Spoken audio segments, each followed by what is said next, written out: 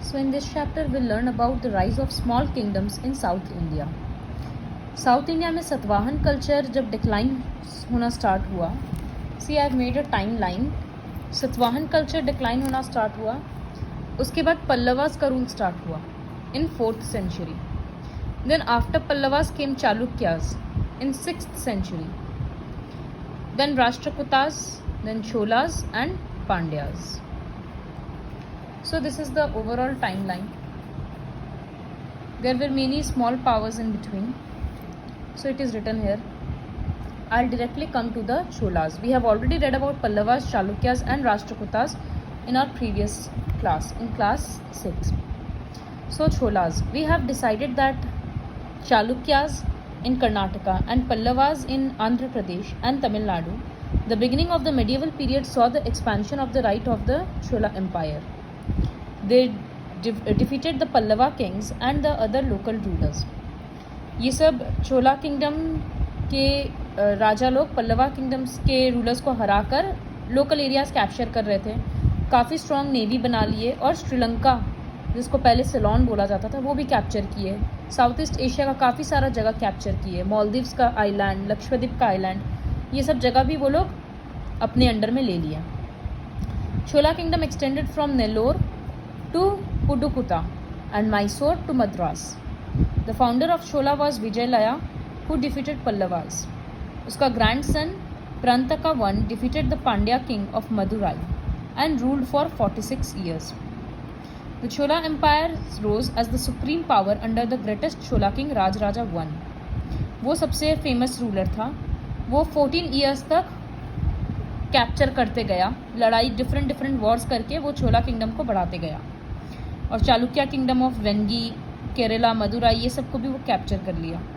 Famous temple Rajarajeshwara at Tanjore build किया गया था. उसका son Rajaraja one was succeeded by his son Rajendra Chola, जो फर्दर 28 ईयर्स तक रूल किया. वो भी अपना रूल एक्सपैंड किया Andaman and Nicobar, Sumatra, Malaya, Pegu. वो Pala king Mahipala of Bihar and Bengal को हराया.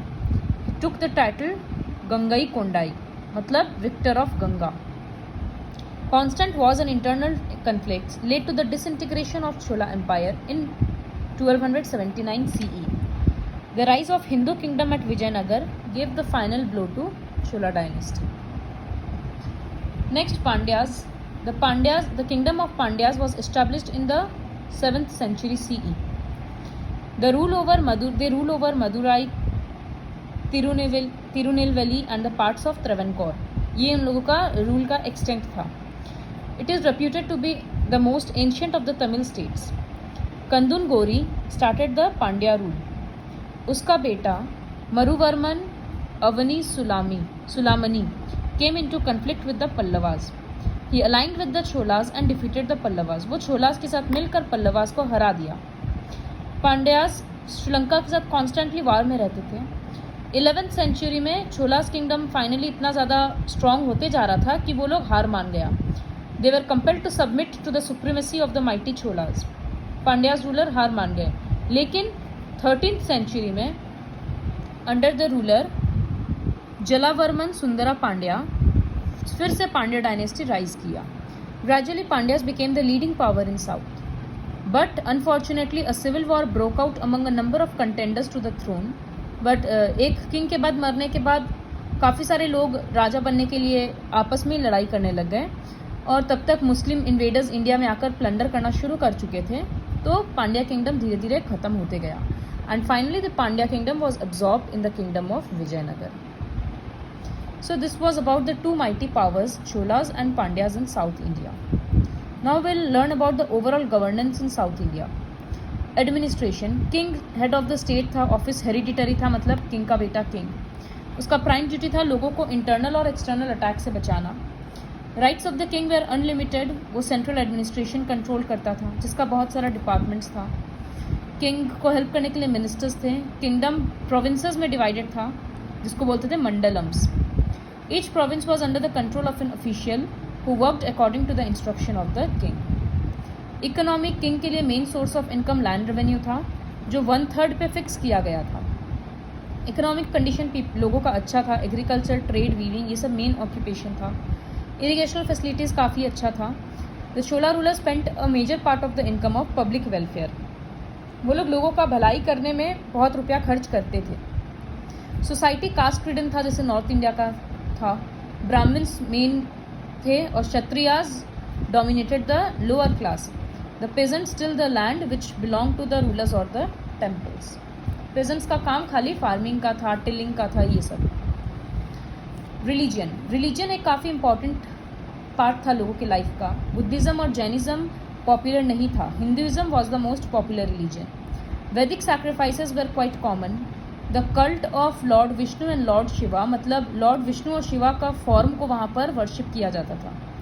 कांचीपुरम एक पढ़ने के लिए एक इम्पॉर्टेंट सेंटर हुआ करता था, संस्कृत और लोकल लैंग्वेज जैसे तमिल। और हम लोग को पता है साउथ इंडिया में टेम्पल्स में पढ़ाने के साथ साथ, मतलब पूजा के साथ पढ़ाया भी जाता था। The bhakti saints preached the teachings of the epics of Ramayana and Mahabharata. Epics को काफ़ी सारे साउथ इंडियन लैंग्वेजेस में कन्वर्ट किया जाता था। Many great literary works like Silappadikaram and Manimekalai were written during this period.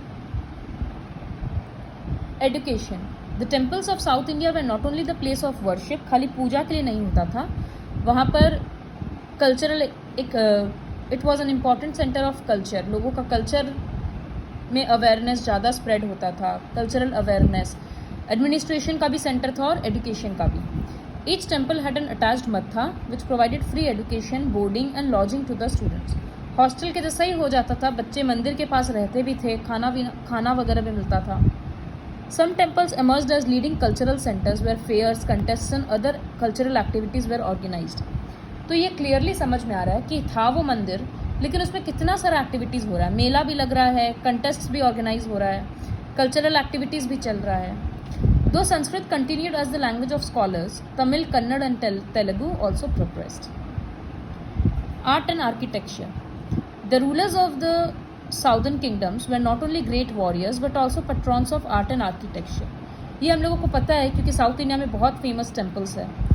Large rock cut temples at Mahabalipuram and Kailashnath were built in the 8th century. The Shiva temple of Tanjore and the bronze statue of Nataraj are the fine examples of Chola art. The famous saints and philosophers of this period were Shankaracharya and Ramanuja. पीछे के page में शंकराचार्य के बारे में काफ़ी कुछ लिखा है, but you don't have to learn that. So this is all about the kingdom in south India.